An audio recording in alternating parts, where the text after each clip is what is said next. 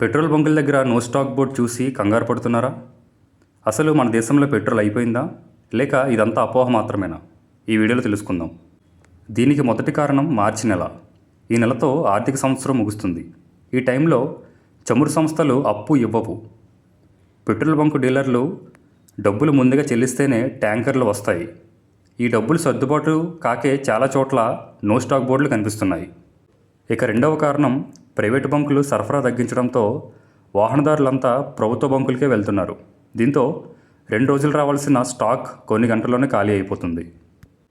ఇక మూడవ కారణం, యుద్ధం వల్ల సముద్ర మార్గంలో ముడి చమురు తీసుకొచ్చే నౌకల ప్రయాణం ఆలస్యమవుతుంది. గతంలో వారం రోజుల్లో వచ్చే ముడి చమురు ఇప్పుడు 15 నుంచి 20 రోజులు పడుతుంది.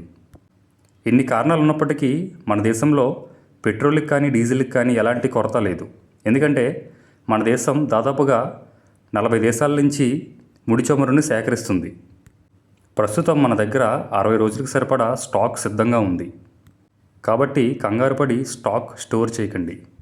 Please like my video and follow my channel for more such content.